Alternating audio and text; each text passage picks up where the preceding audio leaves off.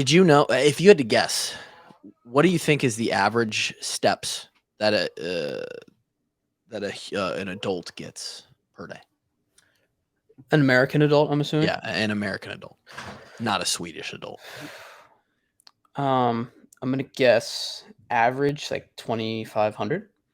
You're pretty close. It's about 3,000. See, that seems like a lot though, and that's probably because No, I'm just dumb. But no. if I had to, like, if you told me I was taking like 5,000 steps a day, I'd be like, you're crazy. Yes, but right, like it sounds like a big number because it's in the thousands, right? It seems like a huge number. But then consider that, like, when you get up to go to the bathroom, like if you were to like just get up and go to the bathroom in the middle of the night, you probably take 25 or 30 steps. Yeah, and I guess like for most people, it's just that it's walk to bathroom, walk to car, drive car to work, walk to Yeah. cubicle, Right. walk back to car, walk to kitchen, walk to bed. Like, For so for reference, to take about 3,000 steps consecutively, at least for me, the cadence I was walking at, because I timed it, okay, to take about 3,000 steps is about 30 minutes. okay, So you basically only have to be on your feet for 30 minutes a day to take 3,000 steps. it's not that bad. It's not good. Well, like, so if you're what you said, 10,000 is the good number. Yes. So you got to be Realistic. No, that's not true. That's not true. You would see minimally for satisfactory health, for health benefit, you should probably double that, somewhere 6,000 to 7,000. Okay, so top G's are getting 7,000 steps.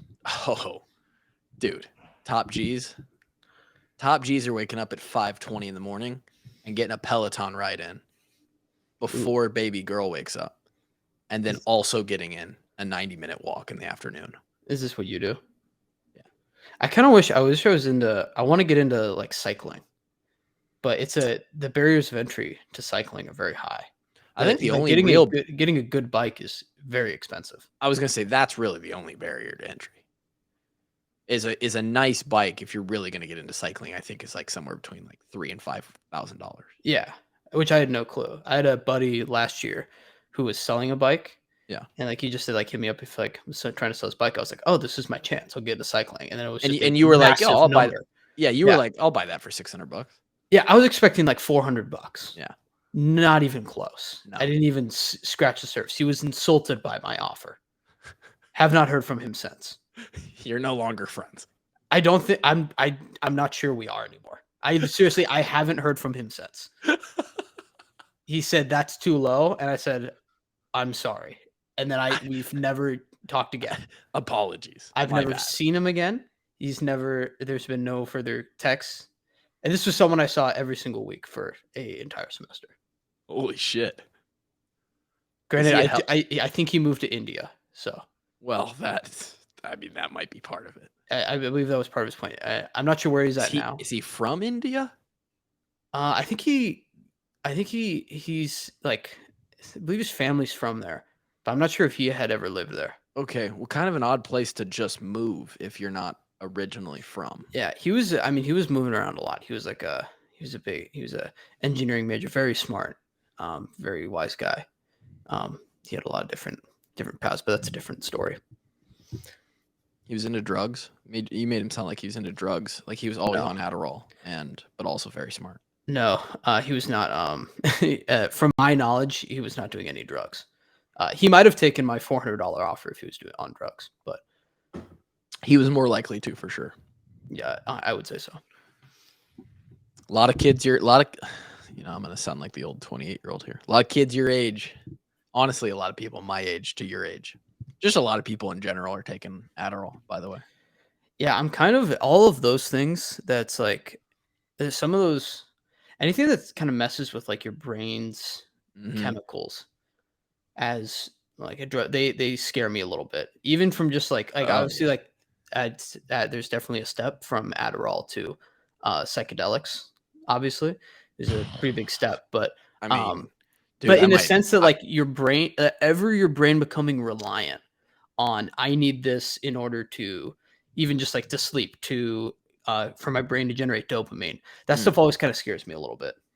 Like even on just the level of like even like, and this is like such a baby answer to give, but like things like even melatonin. Like I have a big No, dude, bottle of it, you're right? speaking my language right now. I We have are a on the I have a I exact. have a big bottle of melatonin, right? Yeah. And like sometimes I'm like, shoot, I can't sleep. I just need to go to bed. Mhm. Take it, totally fine. Yeah. But if I'm ever like multiple days a week, I'm like, shoot, I don't want to keep taking this because like if I feel like if I took it for a month straight and then day 31 I tried just to go to sleep without it, I don't think I'd be able to do it. Yeah, yeah. I don't know if that's how science works, but in my brain, that's how science works.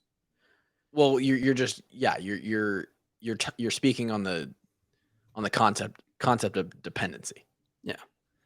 And it's actually exactly how science works. But In some cases, there is also part of me though that thinks melatonin is just a placebo. I was just about to say, when you take melatonin, it's not helping you. Which sometimes that's all I need though. Like sometimes Sure. my stupid brain just needs to be fooled Yeah, that this funny tasting gummy is going to help me sleep. 100%. And It has the I've big fancy words on the front. That's all I need. yeah, That's all I need. and I've taken melatonin before I've done enough. I hate saying personal research. I've never researched a thing in my life. Before Did my own I've case study on myself. Yeah, I really, that whole other tangent. I hate when people say do your own research, or no one's ever done their own research. Unless you're a goddamn scientist, you've never done research. Put on the white coat. You've just read opinions of other smarter people, and then You just you've watched 4 YouTube videos. right. You didn't You've research it. gathered enough opinions on one side or the other of a topic that you feel are reputable enough to side with one side or the other. You know Which what? is fine. That's how most of us have to live our lives.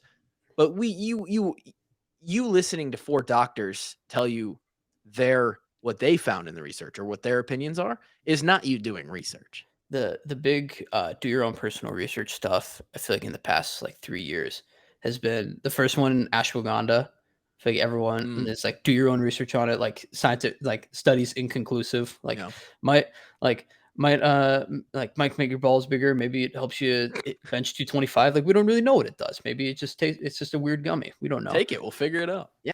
What's up, everybody? What you just watched was a short, truncated version of our extra show that we do every week. We call it DHT. It's Dickhead Tuesday.